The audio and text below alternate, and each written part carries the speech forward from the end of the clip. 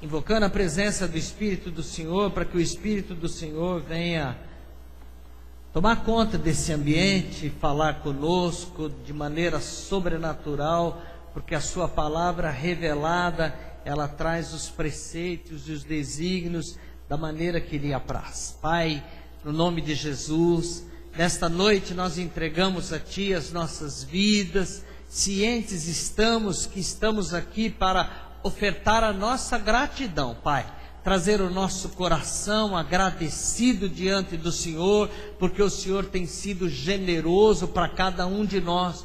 Com cada um de nós o Senhor tem estabelecido princípios pelo poder da Tua palavra, princípios e bênçãos que têm sido derramados a cada um de nós que estamos aqui presentes diante da Tua presença, Senhor. Somos gratos e reconhecemos o Teu amor por nós, e reconhecemos que na grandeza e na Tua excelsa sabedoria, o Senhor não faz acepção de pessoas, e o Senhor derrama dos céus as bênçãos para todos os Teus filhos que Te buscam, todos os Teus filhos que entregam diante de Ti tudo que é Teu. Pai, nesta noite nós queremos esvaziarmos de nós mesmos e recebemos da plenitude da Tua graça, que a Tua palavra venha trazer fruto, que a Tua palavra faça meditar o nosso coração, pulsar o nosso coração das esperanças que se renovam cada vez que nós adentramos nos umbrais celestiais. No nome de Jesus te agradecemos e abençoa, Pai, a cada um de nós. No nome de Jesus, amém. Diga ao seu irmão: o Senhor é bom e a sua misericórdia dura para sempre. Amém? Vamos nos assentar.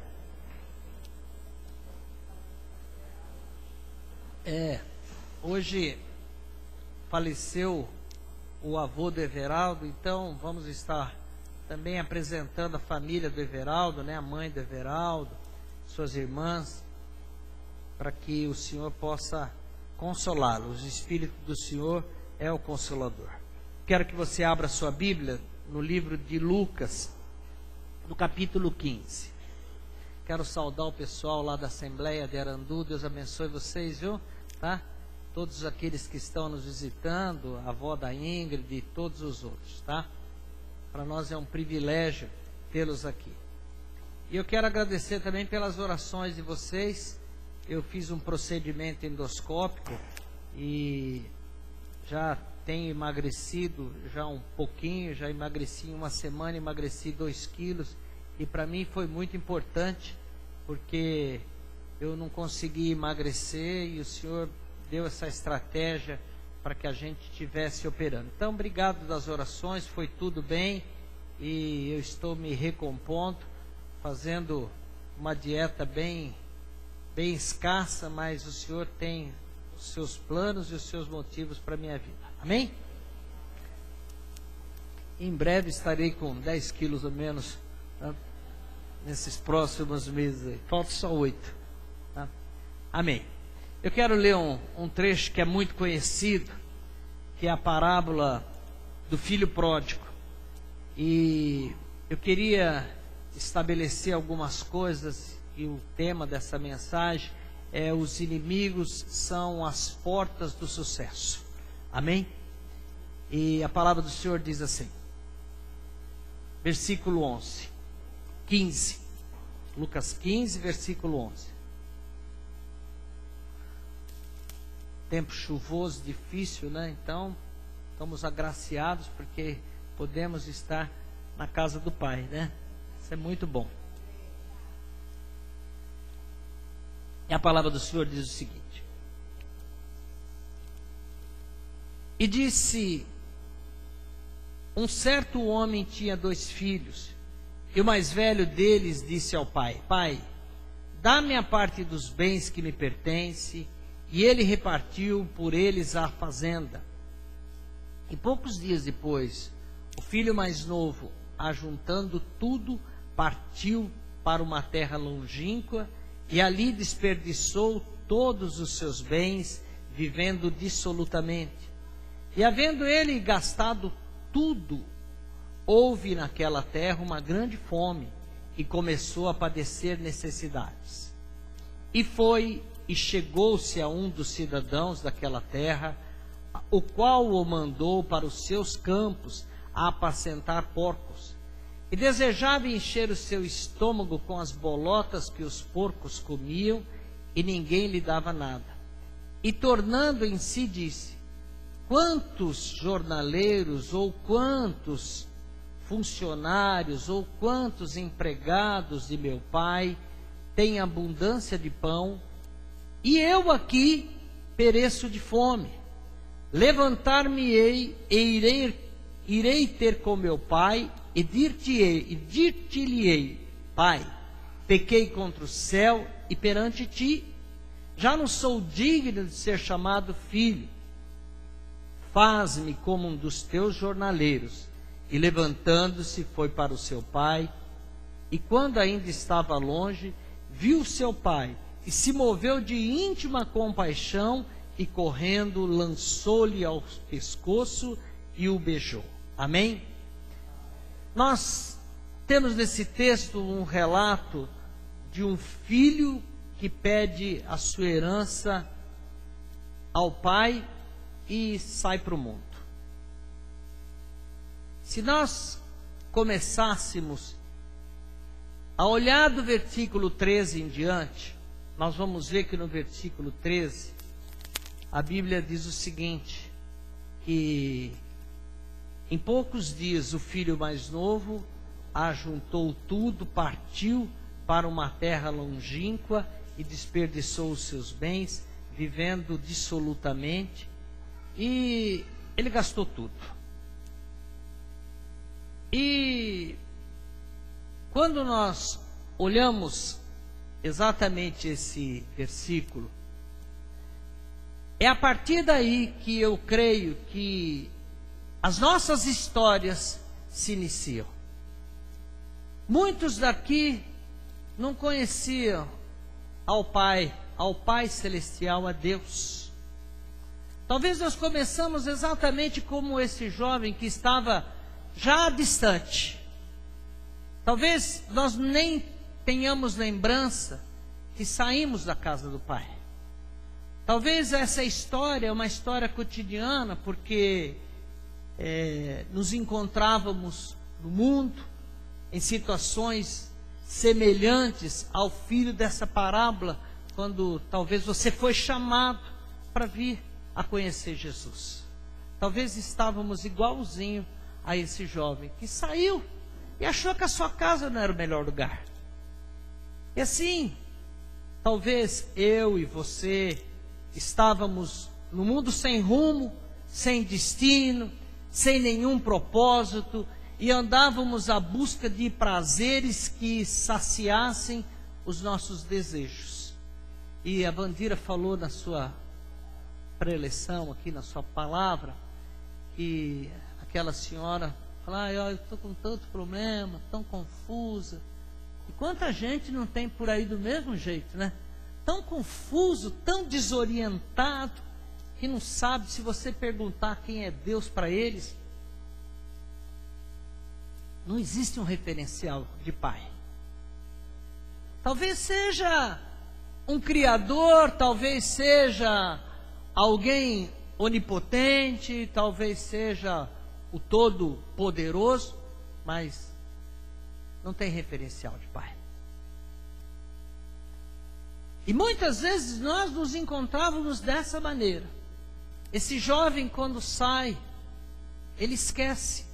E se você tirar os versículos acima do versículo 13, você vai ver que a maioria da sociedade nossa se perdeu e ficou tão distante de Deus, que desconhece Deus, que desconhece que Deus é Pai, que desconhece que um dia nós fomos gerados por Ele, que desconhece que o Pai está de braços abertos para cada um de nós podermos voltar à sua presença e ali encontrar o que é necessário, encontrar o amor do Pai, porque o amor é fundamental nos relacionamentos. O amor, a vida sem amor é uma coisa oca, vazia, E o medo começa a tomar conta das pessoas, quando as pessoas começam a se sentir mal amadas, se sentir rejeitadas, se sentir excluídas do grupo. E quando nós chegamos na presença do Pai, a primeira coisa que vai acontecer conosco é que o Pai vai abrir os seus braços e vai nos receber de uma maneira única e plena, e vai transferir a mim e a você algo essencial para os relacionamentos, que chama amor. Que essa palavra foi desgastada tanto nos nossos dias, e ela passou a ser substituída por tantas outras, mas a palavra amor, o verbo amar, é o verbo da essência da vida, é o verbo que movimenta os céus, porque a palavra fala que Deus é amor, e se Deus é amor, é nessa relação que vamos encontrar a essência de Deus, e vamos encontrar aquilo que é importante para mim e para você, para minha família. E quando eu me sinto amado, quando eu me sinto aceito, eu tenho plenitude, tenho paz interior, e eu posso resolver conflitos. Quando eu não tenho essa sensação, quando eu não tenho essa capacitação do amor, quando eu me sinto excluído ou rejeitado, a ausência do amor me traz muito medo, e o medo provoca tormento. E a gente sabe disso, e o diabo vem para matar, roubar e destruir. E esse jovem foi acometido, ele saiu sem rumo, ele acreditava que na casa do pai era todos tolos, talvez. Talvez a influência que eles tivessem lá não fosse importante. Talvez aquilo que eles recebiam do pai não era importante. E aparentemente eles estavam felizes. Esse jovem estava feliz, aparentemente. Durante um tempo que a Bíblia não relata se foram meses, se são anos, a Bíblia só fala que ele saiu e gastou tudo com prazeres da carne. Interessante que cada vez mais envolvidos na carne, os desejos se fazem como um vício. Cada vez mais as pessoas buscam saciar a carne. Cada vez mais buscam saciar os desejos. E até que essa ânsia, essa busca exagerada pela saciedade da alma, da carne, no cotidiano, no dia a dia, nas relações, na compra, nos jogos, enfim, no que lhe dá alegria e prazer, acaba, e chegou a crise. A Bíblia fala que chegou a crise, chegou a fome. E no versículo 14, a Bíblia diz o seguinte: e havendo ele gastado tudo, houve naquela terra uma grande fome, e começou a padecer necessidades. Interessante, muito interessante isso, porque essa expressão, havendo gasto tudo, o que significa? Que significado tem isso? Havendo gasto tudo, o que ele gastou? Será que ele gastou só o seu dinheiro? Será que foi só isso que ele gastou? E agora ele estava sem nenhum dinheiro? Eu acho que talvez um pouco mais. Ao saciar a nossa carne, cada vez mais nós temos necessidade da busca do prazer. A carne é insaciável. Se você deixar a sua carne por conta, ela é insaciável. Se você deixar a sua gula tomar conta, ela é insaciável. E você vai comendo, e você vai fazendo, e você vai bebendo, e você vai deixando as coisas prazerosas tomarem conta de você, e cada vez queremos mais, como um vício, como uma obsessão, tomamos conta e vamos à busca desesperada da chamada felicidade. Aquele jovem saiu atrás da felicidade. Aquele jovem saiu de casa porque ele não se achava feliz ali. Naquele jovem saiu da sua casa porque aquela comida do pai, que ele achava naquele momento da história dele, ele achava que aquela comida era ruim, que os valores dos seus pais, do seu pai, da sua mãe, eram valores torpes, coisas desnecessárias, coisas arcaicas, que o mundo talvez não usasse. E isso que as crianças aprendem aqui na igreja, pessoal, isso que os nossos jovens recebem aqui na igreja, isso é fundamental para as nossas vidas lá no amanhã. No amanhã, olha, quando você pega da infância, e começa a trazer a palavra. Eu lembro, de vez em quando aparece alguns cantores da igreja presbiteriana, e a Yara começa a lembrar e começa a cantar os hinos lá de trás, lá da infância dela, tá?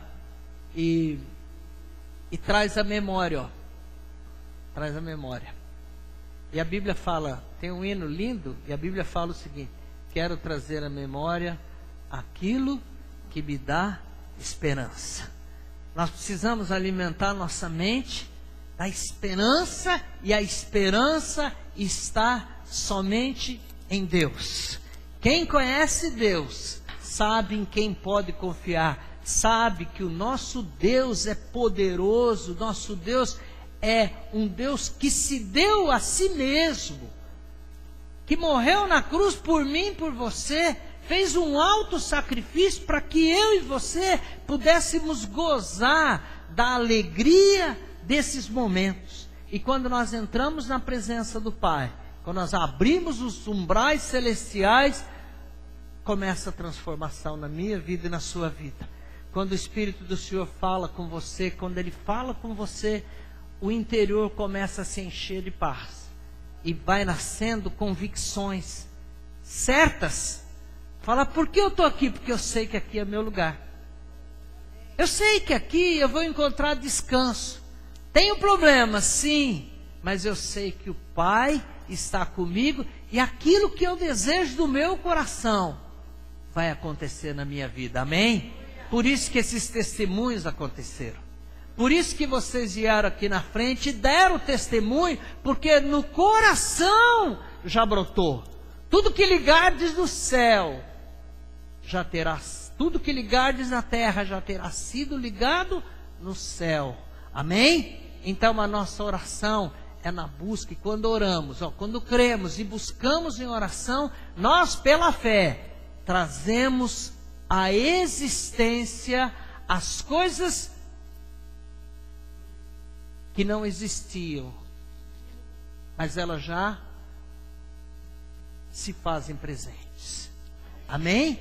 As coisas que são, mas que os meus olhos ainda não estão vendo, e pela fé eu vou lá no céu, eu vou na presença do Pai e trago a modificação para os nossos dias. E a felicidade é tão perene, ela desaparece rápido, essa felicidade que ele estava buscando. Essa felicidade foi assim, ó. E ele tinha necessidade de mais, até que acabou tudo.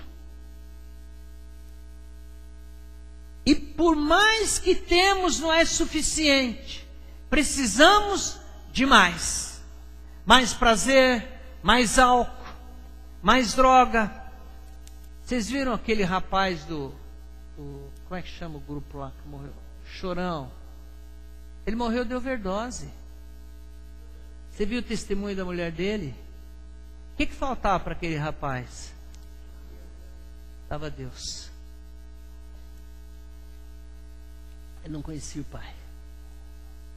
Ele tinha tudo. Tinha dinheiro, tinha fama, tinha poder na mão. Tinha tudo. Tinha tudo. Tudo que o mortal precisa. Tudo que eu e você muitas vezes vamos buscar. Tudo que sonhamos às vezes, aquele homem tinha. Quantas histórias que temos assim, passatempos e tempos, temos. E esse jovem estava lá, andando. Ficamos vazios, pois gastamos toda a nossa energia, gastamos a nossa esperança. Aquele jovem gastou a sua esperança de ser feliz. Ele gastou tudo que ele tinha. E ele ficou frustrado, decepcionado com a vida, literalmente decepcionado. Gastou tudo. Ele não tinha por que viver. Ele tinha gastado tudo. Gastado os sonhos, projetos. E é nessa hora que a Bíblia fala que chegou a fome. Chegou a fome, ou seja, chegou a crise existencial, a crise pessoal, a crise própria de cada um de nós chega. E a palavra fala que chegou a fome.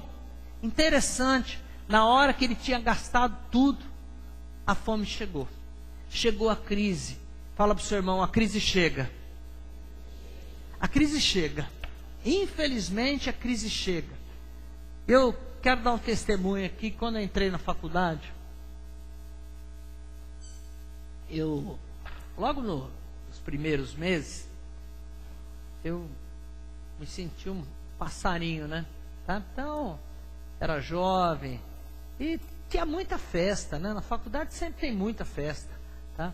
Então toda noite a gente ia para festa. E nessas festas, aquele tempo, a gente tinha em Botucatu um tipo de festa que era chamado pingada. Era pinga, tá? Era pinga com limão, pinga com laranja, pinga com coco. Era pinga, pinga com pinga, pinga com pipoca e pinga sem nada. Era pinga. Vamos para pingada e vamos.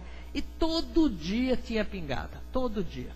Todo dia, de segunda a segunda, alguém, era uma república, a gente se encontrava nas repúblicas. Então, ia lá, numa república hoje, o pessoal da veterinária, o pessoal da medicina, o pessoal das nem tinha zootecnia, da biologia, era uma pingada. E eu fui muitas pingadas, né? Mas foi chegando no final do ano, eu comecei a entrar em crise. Porque no primeiro momento parece que tudo é muito bom, né? Parece que a farra é muito boa, parece que a crise é muito bom, parece que ter dinheiro, ter poder, você poder beber, poder ter uma mulherada, é bom demais, né? Mas é engano nosso. É um engano, uma tolice nossa que só nós vamos experimentar depois que passamos por isso. E naqueles dias eu chegava no final do ano, eu tinha, que nem esse jovem, tinha tudo, tinha dinheiro, estava bem posicionado, tinha muita namorada, tinha muita farra, porque era tudo, eu era muito alegre, muito falante, então o pessoal vinha para cá, e vamos para a balera, vamos. Mas chegou no final do ano, eu entrei em crise. Eu já perdi minha identidade, eu já não sabia quem era. E eu acho que eu fiquei depressivo, mas eu comecei a checar e começava a questionar. Falava, mas parece que eu não estou bem. Eu tinha gastado tudo. Tinha gastado toda a reserva que veio dos meus pais. Os valores éticos, os valores morais, os princípios que conduzem a um bem-estar social. E a gente vai dando para o mundo isso. A gente vai dando para o mundo e não percebe. O mundo vai sugando isso da gente. E a gente vai deixando. E cheguei no fim do ano, eu entrei em crise. Eu fui buscar ajuda. Fui lá, passei no médico. Ele me deu um remédio, mas eu também não melhorei. Larguei o remédio. E um belo dia eu estava em casa. E eu lembrei da minha mãe. Falei, puxa, eu vou na igreja. Vou na igreja. Minha mãe me ensinou. Minha mãe naquele tempo era católica. E eu vim de uma igreja católica também, tá? Nasci de novo pela graça do Senhor Jesus e pelo sangue do Cordeiro. Eu, naqueles dias, eu lembrei de ir na igreja. E eu acredito que muitos de vocês, assim como eu, no dia da crise, talvez você tenha lembrado de Deus. Mas quem é Deus? E eu me lembro que eu fui na igreja católica. Não tem nada sem distinção doutrinária, não é nada disso. Mas eu entrei lá. Eu era católico. Sentei no último banco. Estava tendo uma missa. E eu fiquei lá atrás. Fiquei lá atrás, eu me lembro como hoje. Eu estava muito triste. Eu olhei aquela cruz, vi Jesus na cruz. E é uma imagem. Vi aquela cruz, a imagem. E eu comecei a conversar com Deus. Eu olhei e falei, puxa, mas se você está aí, se você está nessa cruz, ou se você está em algum lugar, está muito distante de mim, você não pode me ajudar. Eu não conhecia o Pai. E quantos que na crise, como esse jovem aqui, ó, quantos que na crise vão buscar o Pai e não acham o Pai? Quantos vão buscar Deus e não acham a Deus? Porque não tem referencial de Deus, não tem referencial do Pai. Então essas criancinhas aqui, ó, elas têm no coração a semente guardada, mesmo que elas saiam da presença do Pai. Esse texto fala exatamente disso que eu quero deixar para vocês. Elas vão voltar à presença do Pai. Amém? Eu não tenho dúvida disso. E a fome fala da crise.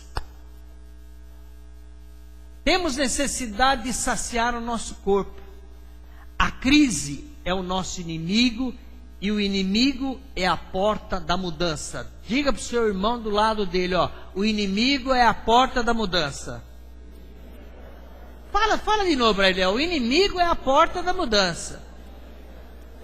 O inimigo é a porta da mudança. E o inimigo é que está ali, ó, você tem que passar por ele. É que nem a porta, não tem jeito. Ou você está dentro ou está fora. Você tem que passar pela porta para entrar. Não tem jeito de você falar, vou pular o muro. Pode até pular o muro, mas vai ter uma outra porta lá na frente. Você vai ter que sair pela porta, entrar pela porta. E o inimigo é esse, o inimigo é a nossa porta de mudança. E o diabo, astuto, sagaz, ele propicia todas essas coisas. Vamos lá para Gênesis capítulo 12. Em Gênesis capítulo 12, no versículo 10, nós vamos ver Abraão, pai da fé. Abraão teve intimidades com Deus. Abraão conversou com Deus. Deus falou com ele muito e de maneira muito peculiar, singular. E a palavra do Senhor diz o seguinte: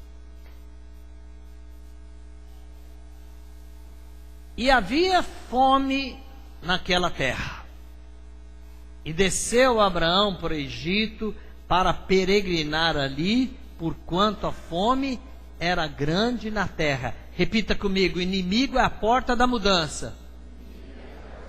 Quando você se sentir acuado pelo inimigo, quando você perceber que tem um inimigo rondando a tua vida, quando você perceber que existem resistências impostas, saiba que está próximo a mudança acontecer na sua vida. Você vai começar a mudar. As mudanças vão acontecer, porque o inimigo vem para bloquear os planos de Deus na sua vida. Então, entenda que a resistência é um sinal estabelecido que Deus está preparando mudanças para a sua vida, amém? Por isso, repita comigo: o inimigo é a porta da mudança. É a porta, eu tenho que passar por ele, eu tenho que vencer ele, eu tenho que suplantar ele, amém? Veja bem, na crise é que realmente aparece o que está dentro de nós. Fala para o seu irmão: na crise é o que vai aparecer o que está dentro de você. A boca fala do que o coração está cheio. No dia da crise, você vai falar. Você pode não falar nada antes, mas no dia da crise você vai falar. E você vai ficar surpreso o que vai sair da sua boca. Às vezes, você vai ficar decepcionado com a pessoa que está do teu lado convivendo com você. Porque na crise é que sai. Na crise é que sai. Ou você crê ou não crê. Ou você acredita ou não. É na crise que desaba, solta, libera, fala, sai para fora. Que nem um furúnculo que rompe. Na crise faz isso.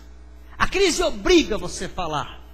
E os medos, as frustrações, os temores, sai tudo na hora da crise. Na hora da crise você acusa. Você acusa seu companheiro. Você acusa sua companheira. Lá no Éden, quando teve a crise, a primeira crise relatada na história. E aí, o que aconteceu com você, Adão? Por que você se escondeu? A mulher que o Senhor me deu, que fez eu pecar. Não, foi a serpente que me induziu ao pecado. É na crise, pessoal, que você vai se conhecer. Se você tem o que você tem, quem é você? Se você tem fé, se você tem brio, se você tem perseverança, se você tem bom senso, se você tem equilíbrio, se você realmente vai mentir, como Pedro, na crise, no meio daquela crise, Pedro, o diabo está falando que vocês pediram para te peneirar. Senhor, eu vou onde o Senhor for, eu morro pelo Senhor. Jesus, depois de preso, depois de levado, Pedro, aquela noite, negou 3 vezes Jesus, por causa da crise, por causa do medo. Na crise. E nós temos que policiar nosso coração. É o que eu falei, a boca vai falar exatamente o que está cheio o teu coração. Então você precisa se alimentar do quê? Alimentar de oração. O jejum é uma arma poderosa, violenta, que desfaz as resistências espirituais, porque o inimigo anda ao seu derredor, tentando o quê? Bloquear você, tentando travar você, tentando brecar você, brecar a tua fé, a tua esperança, a tua convicção. Ele só tem esse projeto de destruir você. Ele tem um projeto destruidor. E nós precisamos ter a leitura espiritual. Quando a resistência é grande, é porque o Senhor nos quer ver em outra posição. É porque você está próximo a grandes mudanças. Quando as crises são violentas, as crises fazem você mudar.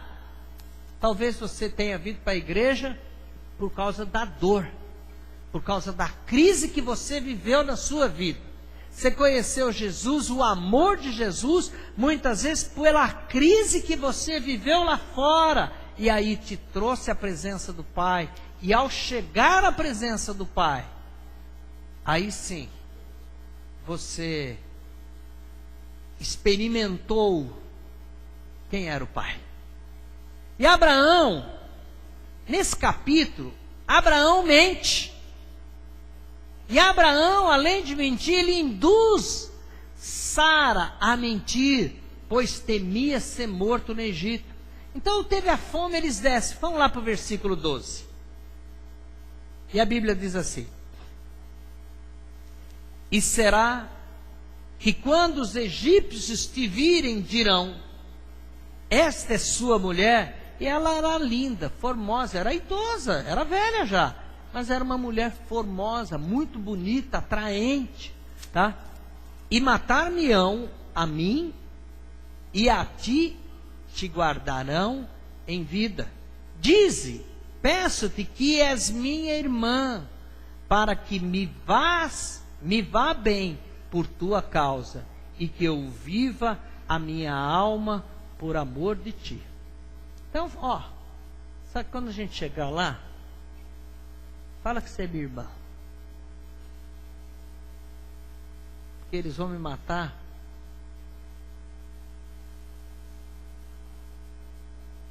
Essa proposta, o que vocês acham dessa proposta? E a Bíblia fala que Faraó tomou Sara como mulher.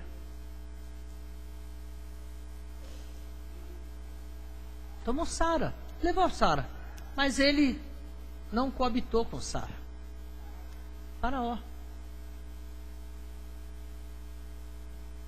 Abraão é descoberto em sua mentira, porque Faraó vem e fala, mas como que você faz isso? Como que você me põe nessa situação? Por que você não falou que era a sua irmã, que era a sua esposa, e não sua irmã? Ó, vai embora daqui, vai com ela embora daqui, vai embora. Ele é humilhado. Você já viu a mentira, quando você é descoberto na mentira, quando você fala uma mentira? O que acontece quando alguém descobre a mentira? Como é que você fica? Que cara que você fica?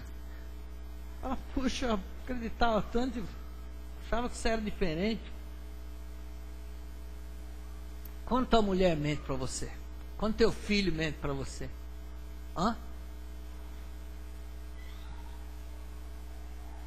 E ele foi descoberto, humilhado, diante dos homens, diante de Deus, e ele precisava ser tratado, precisava aprender que a mentira nunca fica encoberta.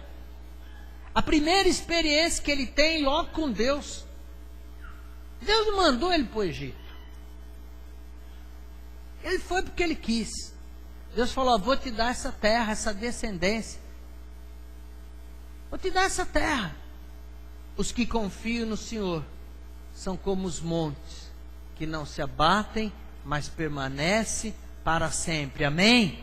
Se o Senhor não falar não vai, você não vá. Quando a gente consulta o Senhor, tudo vai bem. Quando a gente não consulta, tudo vai mal. Ele precisava aprender que em qualquer circunstância, no dia da crise, no dia da fome, no dia que você não tiver nada, no dia que você não tiver nada, no dia que você não tiver um centavo, que você não tiver força, que você depender dos outros. Você já viu que coisa terrível é saúde, doença? Você depende do médico, você depende exclusivamente da capacitação do médico, você depende exclusivamente de tudo correr bem, o seu tratamento, de tudo correr bem a sua cirurgia. Você depende exclusivamente de alguém que mal você conhece, e você coloca a sua vida lá, e deixa alguém fazer o que quer para lhe ajudar.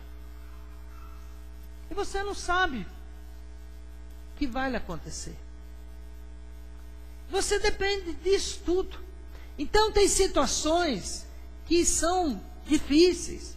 E a crise trouxe à tona o que estava em seu coração. O que estava no coração dele? Mentira. Para solucionar problema. Você precisa mentir. Fala para o seu irmão. Você precisa mentir para resolver problema? Fala para ele. Quantas vezes a gente não lança mão dessas coisas para resolver problema? Vamos lá para Tiago. Tiago, capítulo 1. Tiago é Novo Testamento, lá no final, viu? Depois de Hebreus. Tiago, capítulo 1.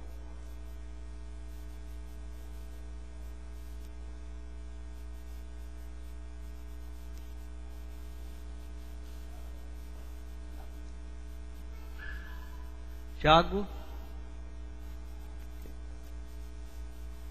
é aqui esse?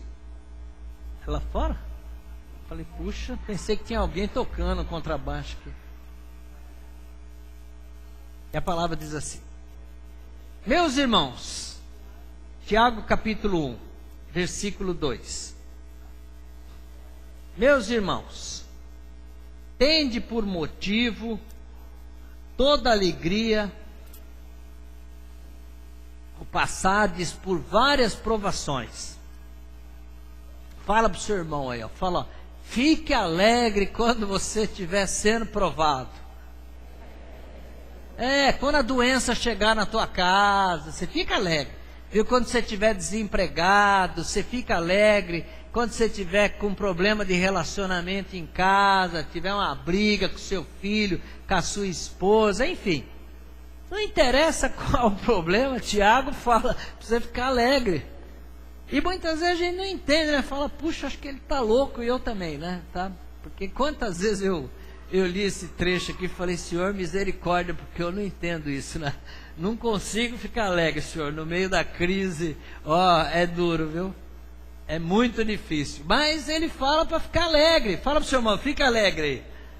Fica alegre, você está sendo provado, ó, sabendo que a aprovação da vossa fé, uma vez confirmada, produz perseverança. Fala para o seu irmão, perseverança. Fala para ele escutar de novo, perseverança. Isso. Ora, a perseverança deve ter ação completa, para que sejais perfeitos e íntegros e em nada deficiente. Fala, perseverança é a chave, hein? Fala para ele, ó. Perseverança. Fala, ó, perseverança. Perseverança que nós temos que passar por cima do inimigo, viu? Tenha bom ânimo, fala para o seu irmão, tenha bom ânimo, vamos lá. Não desanime não, fala para ele, não desanime. Não desanima não, porque tem hora que é duro, tem hora que a gente quer parar, tem hora que a gente quer largar tudo, mas perseverança. É graças aos nossos inimigos que nós mudamos nossas práticas, nossas atitudes, e assim novos valores são fixados em nós. No meio da crise que você muda. Você não muda na alegria não, viu? Não muda na festa, não muda não. Você vai mudar no meio da crise. E a crise vem para você mudar. A crise vem e olha, tem algo especial. Olha o que acontece após enfrentar e ser exposto ao inimigo. Abraão, ele sai enriquecido do Egito. Olha que coisa, depois de você enfrentar aquela situação, depois de você enfrentar aquele inimigo, depois dele enfrentar ele mesmo, depois dele enfrentar Faraó, depois dele enfrentar a mulher dele, depois dele enfrentar Ló, depois dele enfrentar tudo, a vergonha, depois dele enfrentar o inferno, depois de enfrentar tudo, a Bíblia fala no capítulo 13, versículo 1, de Gênesis. Gênesis, vamos lá para Gênesis. No capítulo 12, ele estava rebolando lá, né?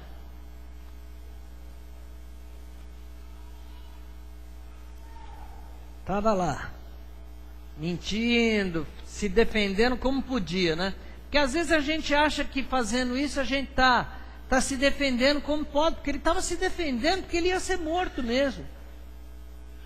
Aos olhos humanos ele morreria, mas Deus tinha um propósito para Abraão. Abraão não morreria sem que Deus permitisse que ele morresse. Deus tem um projeto de vida para você. Deus tem um plano para você. Deus sabe do que você tem no coração guardado, e Ele sabe Deus sabia que Abraão precisava entregar o seu filho. E se ele não conhecesse Deus, ele não entregaria o filho. Deus precisou trabalhar muito com Abraão.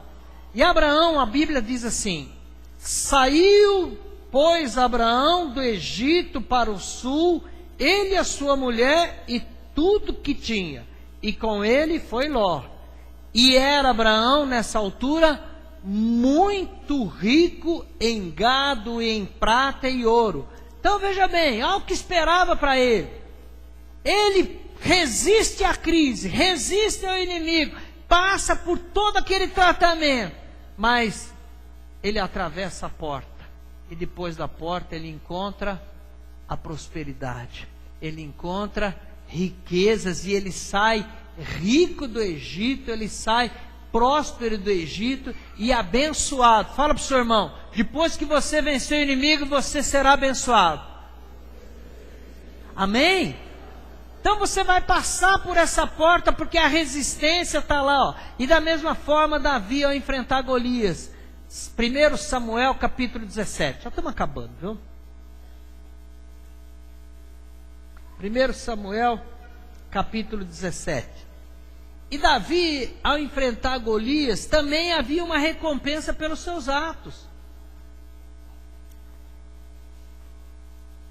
1 Samuel capítulo 17, fala para o seu irmão, fala: não tenha medo do inimigo. Fala para ele: não tenha medo do inimigo.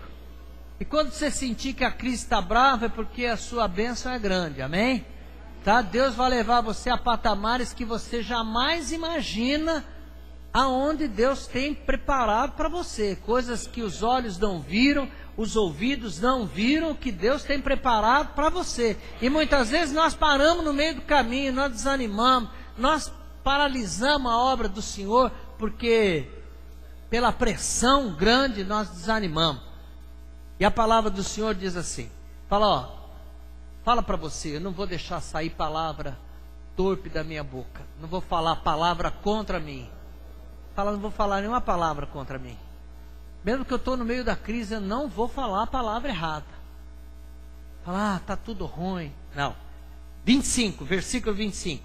E diziam os homens de Israel: vistes aquele homem que subiu? Pois subiu para afrontar a Israel. Estava falando de Golias. Há de ser, pois, que o homem que o ferir, o rei o enriquecerá de grandes riquezas. Amém? Ele dará sua filha e fará livre a casa de seu pai em Israel. Quem vencer o inimigo obterá as bênçãos do Senhor. Amém? Por isso, vai resistindo, meu amado, entendeu? Você vai ter que passar pela porta. E fala para o seu irmão, fala para ele, o inimigo é a porta da mudança na sua vida. Amém? Resistência, quanto mais resistência, quando você supera, quando você passa, as coisas vão mudar. Davi só ficou conhecido porque matou Golias. Davi era desconhecido. Ninguém conhecia Davi. Quem conhecia Davi era o pai dele e as ovelhas. E ele chegou lá: quem que é? Quem que é esse incircunciso? Versículo 26. Então falou Davi aos homens que estavam com ele, dizendo: que farão aquele homem? De novo, o que farão aquele homem? O que você vai receber se você vencer o seu inimigo? Fala para o seu irmão: o que você vai receber se você vencer o seu inimigo?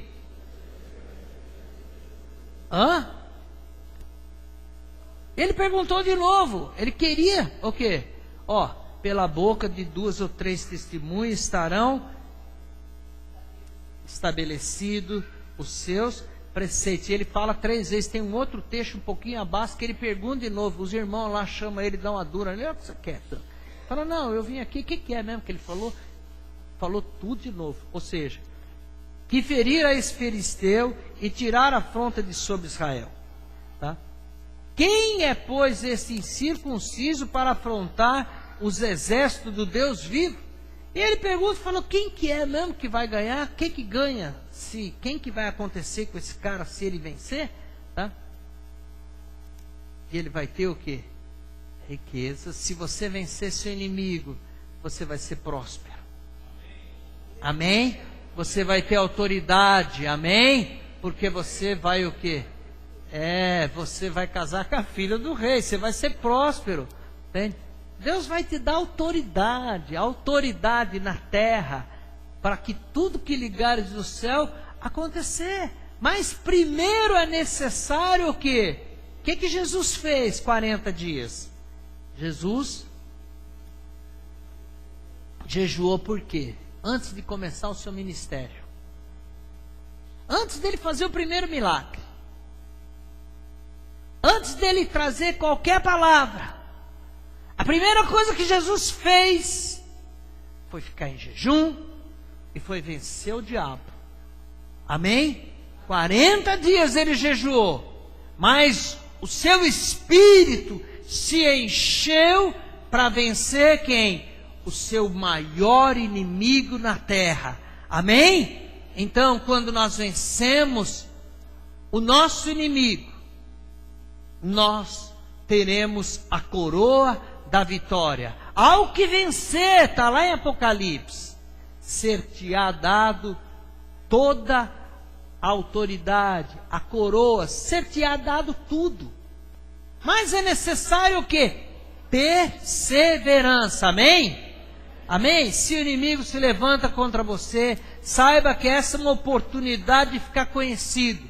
E muitos conhecerão ao seu Deus. E ele, a hora que ele fala, quem é esse que afronta o Deus de Israel? Quem é esse incircunciso? Porque maior o que está em mim do que o que está no mundo. Se Deus é por mim, quem será contra mim? Amém? Então nós vamos vencer, ó. Ao vencê-lo haverá uma recompensa. Fala para o seu irmão, ao vencer você vai ter a recompensa. Fala, não desanime. Não desanima não, vamos lá. Vamos voltar para o texto original. Vamos lá para Lucas 15. Amém? Versículo 14. Muitas vezes a gente olha e fala, puxa, quanta coisa ruim está acontecendo comigo. É uma atrás da outra. É uma atrás da outra. Mas nós vamos vencer, amém? Por isso, perseverança. E a Bíblia diz assim, e havendo ele gastado tudo, houve naquela terra uma grande fome, e começou a padecer necessidades. E foi e chegou-se a um dos cidadãos daquela terra, a qual o mandou para os seus campos a apacentar porcos. Veja bem, aquele jovem agora experimenta o seu inimigo. A crise existencial chegou. Crise de valores. Eu acho que todo mundo aqui já passou por uma crise, né? Talvez os jovens, todo mundo aqui já passou por uma crise. E a crise chega, que advém depois de consumir toda a esperança. Tinha gastado tudo, estava sem reserva. E muitas vezes pega a gente dessa maneira. Não achou o que foi procurar. Ele não achou. Ele gastou tudo e não achou o que estava procurando.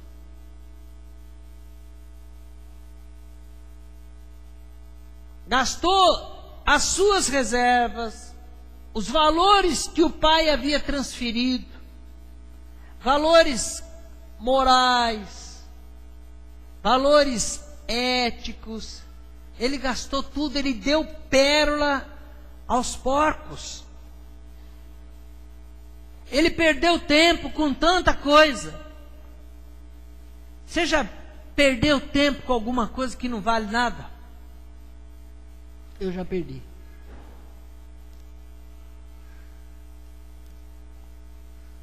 Já perdi tempo com coisa que não me acrescentou em absolutamente nada.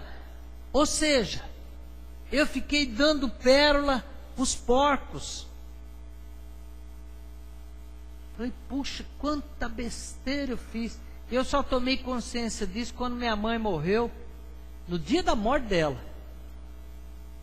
Que eu fui para São José dos Campos.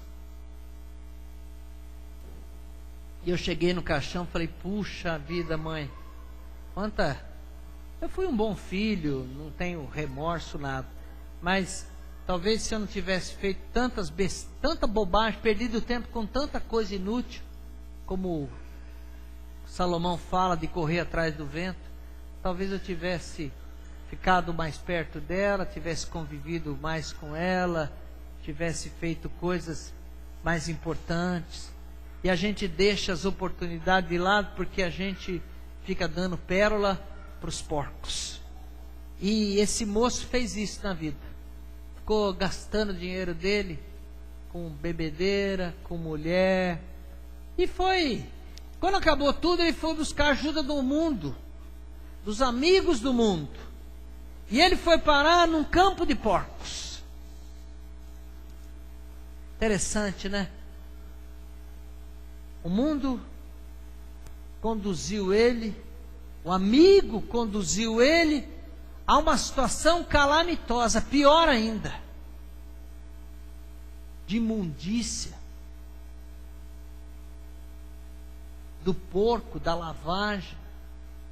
E o porco era um animal maldito para o judeu. E ele faz essa comparação. Olha que situação.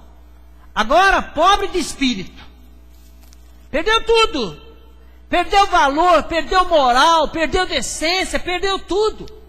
Ele era rico, podia ter a soberba, mas agora já não tinha mais nem soberba. Tudo que ele herdou do pai, ele perdeu. Tudo. Perdeu dignidade, perdeu respeito, perdeu posição, perdeu nome, perdeu tudo. Ele não perdeu só o dinheiro, ele perdeu a posição de filho.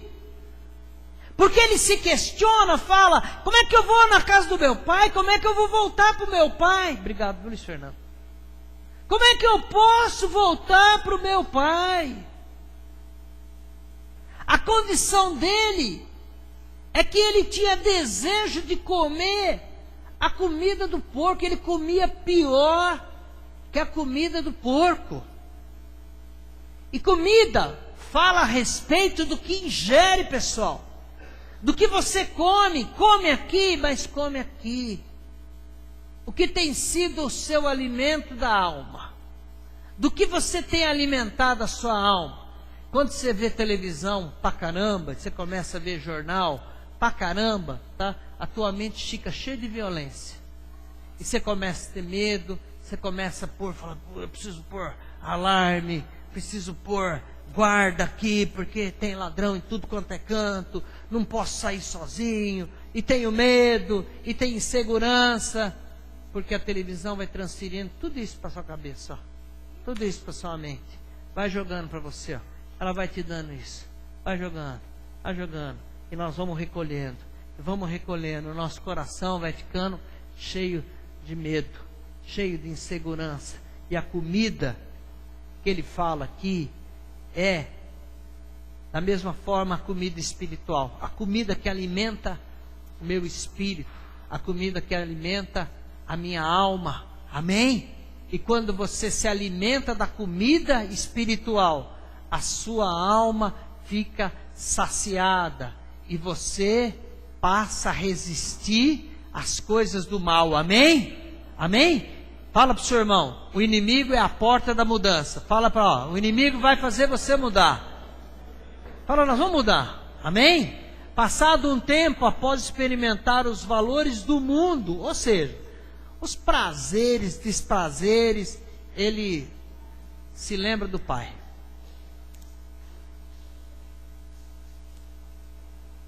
Se lembra do pai. e faz uma comparação com a qualidade de vida.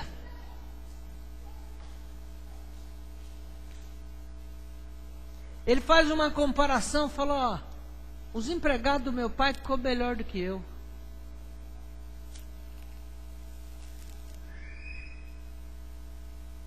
E ele começa. Você lembra que eu falei, se o seu filho se afastar, como ele conhece o pai, depois dele provar a comida do mundo, ele vai fazer uma comparação com a comida na casa do pai. E quando ele fizer essa comparação, ele vai se lembrar do pai. Amém? E ele vai voltar para a casa do pai. E ele toma uma decisão nesse momento. Ele resolve enfrentar, versículo 17. Diz assim: e tornando em si, disse: quantos funcionários do meu pai têm abundância de pão, e eu aqui pereço de fome?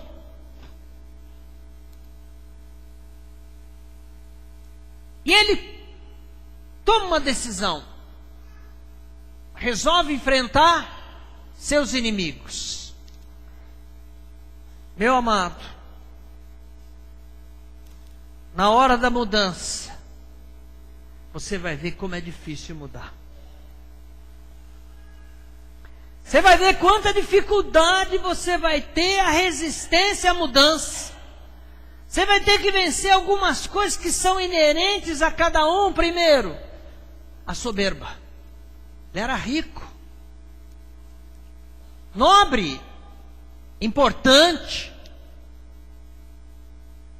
Como que eu vou chegar na casa do meu pai? Eu pedi tudo. Como é que eu vou chegar derrotado?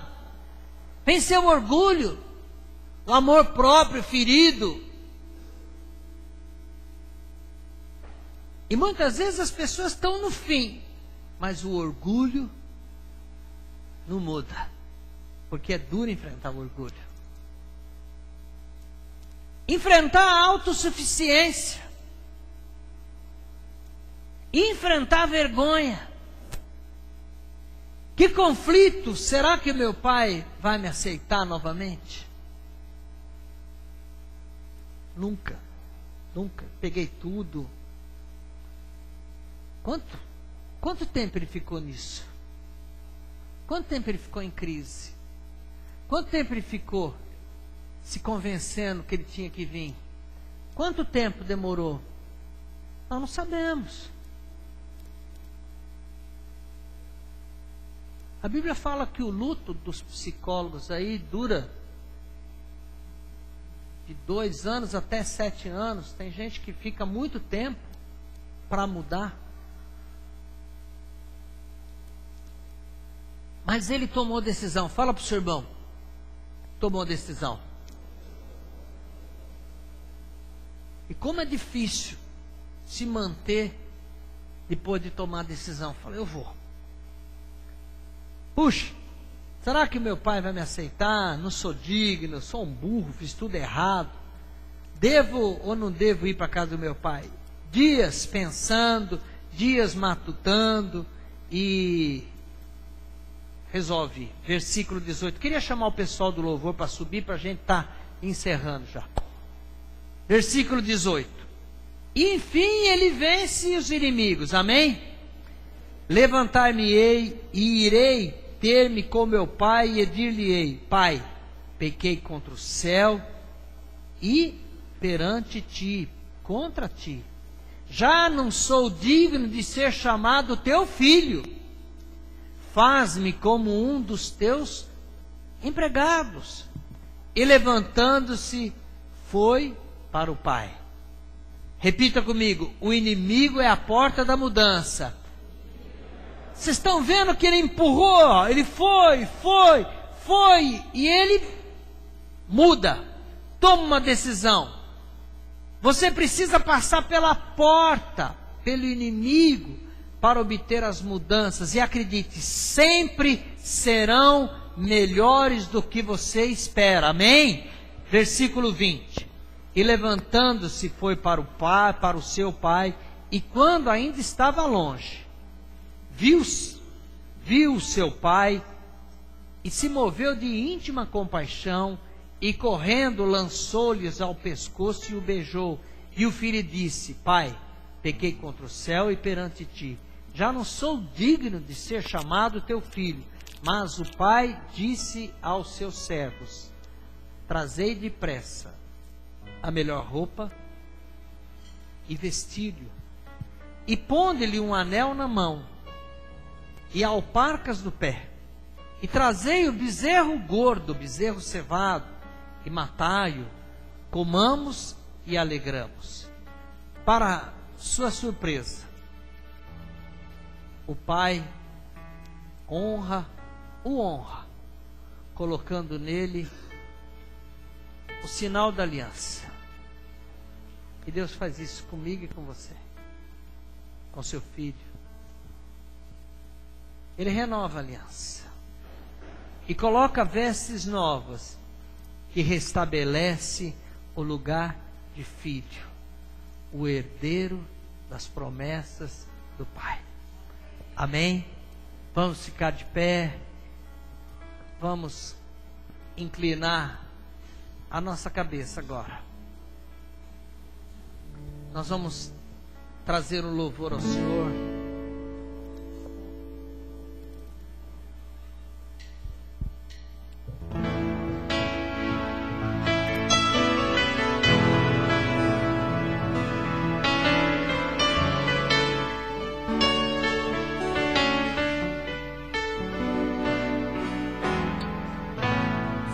Atentamente eu ouvir a tua voz e obedecer, seguir os teus passos e jamais me desviar.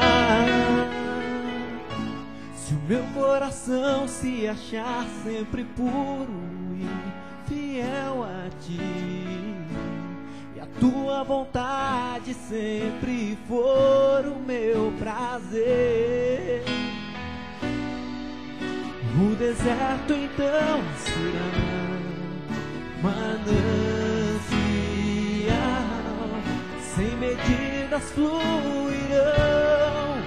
das tuas bênçãos sobre mim, mas que abundantes serão, eu viverei tudo que tens pra mim. A tua mesa sempre eu comerei e fartarei do melhor de tuas mãos, se a tua voz ouvir e obedecer.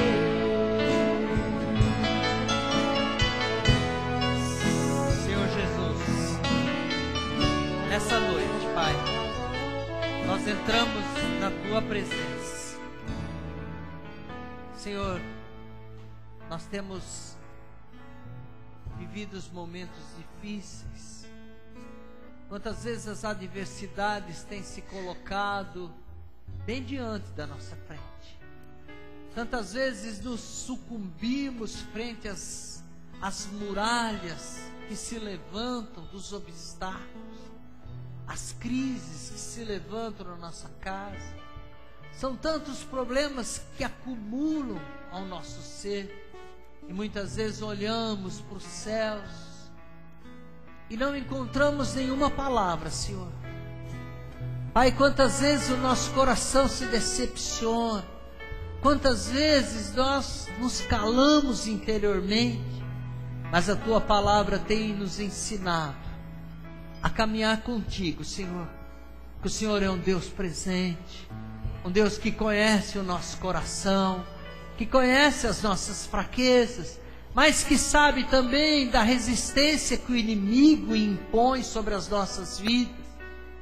E sobre nós, o Senhor coloca capacitações novas. A tua palavra tem nos ensinado que o Senhor não permite uma provação acima do que somos capazes de suportar. Nós entendemos, Pai, somos aprimorados é na dor. Somos forjados, Pai, pela prensa, muitas vezes. Pai, nesta noite o Senhor nos trouxe a Tua visão daquele filho pródigo. Nós não queremos ir para o mundo, Pai, nós queremos ficar na Tua casa, ficar diante do Senhor. Pai, nós arrependemos de termos deixado a Tua presença em tantos momentos, temos murmurado em tantos momentos, temos esquecido das bênçãos do que o Senhor tem feito. Pai, quando olhamos a nossa casa, os conflitos, os problemas, Pai, quando olhamos ao nosso lado, tantas vezes nos decepcionamos e deixamos de orar, Senhor. Deixamos de buscar a Tua presença. Deixamos de lado, Pai, porque tentamos resolver com as nossas mãos. Muitas vezes mentimos, Senhor. Muitas vezes tomamos atitudes totalmente insensatas, porque queremos resolver conflitos sem buscar a Tua palavra, sem buscar, Senhor, o reconhecimento da Tua presença. Nesta noite, Senhor, como o filho pródigo se arrependeu, nessa noite, Senhor, nós queremos nos arrepender diante da Tua presença. Temos deixado a melhor porção, Senhor, para buscar as coisas do mundo. Queremos Te agradecer, porque o Senhor nos deu essa experiência de podermos provar da comida do Pai, de podermos provar das vestes do Pai, de podermos provar como somos tratados pelo mundo e como somos tratados pelo Pai, pelo Senhor. O Senhor que nos acolhe, sujos que estamos, porque estávamos no meio dos porcos, mas o Senhor mesmo assim coloca vestes novas em cada um de nós e nos recebe como filhos. Te louvamos, te agradecemos, Pai, no nome de Jesus. Amém. Amém. Se atentamente eu ouvir a Tua voz e obedecer, seguir os Teus passos e jamais